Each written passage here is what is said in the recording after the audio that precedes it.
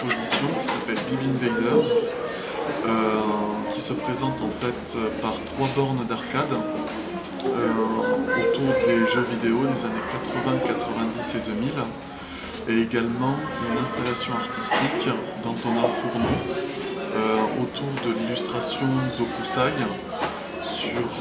sur la vague qu'on appelle au Japon l'unami, et le public est invité à utiliser différentes installations qu'on leur propose.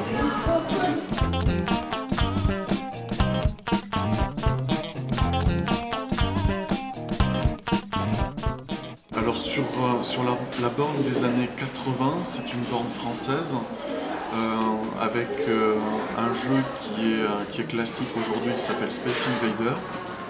Ensuite on a une borne des années 90 autour d'un jeu d'action d'aventure sur une borne japonaise sur le thème du roi Arthur.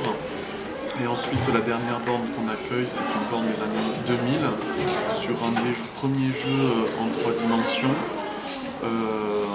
C'est une borne américaine avec un jeu japonais. Concernant Winami, donc qui est la contraction en fait de Unami et de Wii, c'est la rencontre de la technologie avec un objet accessoire qui est une bûche. Et cette vague en fait met en dualité la faiblesse de l'homme par rapport à la nature. Et au Japon, on a tendance à dire que lorsque l'on voit le mont Fuji, tout va bien, mais quand il y a une catastrophe et que l'on n'aperçoit plus le mont Fuji, c'est signe de mauvais présage.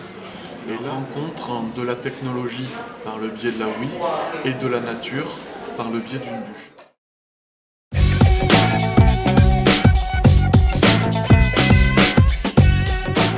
Nous avons effectivement reçu les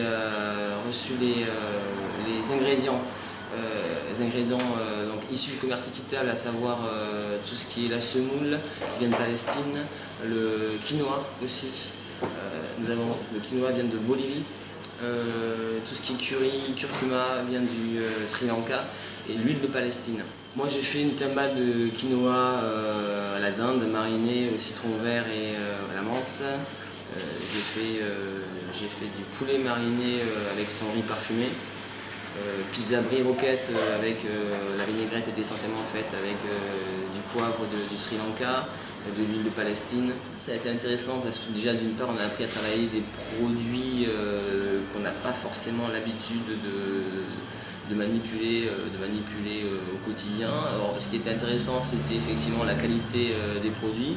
Donc je fais référence surtout, principalement aussi au sucre qui a une couleur assez particulière, donc évidemment roux, mais qui on dirait du caramel quand on est dans un riz carrément. Il y a beaucoup de gens qui nous disaient c'est du riz au caramel, non c'est du riz simplement à la vanille mais avec du sucre équitable. Enfin, voilà, c'est beaucoup d'ingrédients au niveau du goût, tout ce qui est gustatif de très bonne qualité et qui est assez agréable à travailler en fait. On a distribué ça à emporter pour que les gens puissent non seulement revenir avec cette boîte, donc ça nous fait faire des économies aussi, tout ce qui est emballage, et puis les gens sont contents, ils ont une petite boîte et voilà, ça c'est pour développer la vente à emporter, puis bon, pour faire plaisir aux gens qui sont sensibles ou pas à cette semaine, puissent revenir avec leur boîte en fait.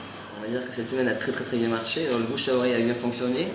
Donc beaucoup de gens sont venus pour les plats qu'on faisait, mais beaucoup aussi pour les boîtes, donc effectivement pour le côté pratique, et puis parce que je pense que voilà, ils avaient envie d'avoir des petites boîtes bien sympas, pour ici, pour ailleurs, s'en servir.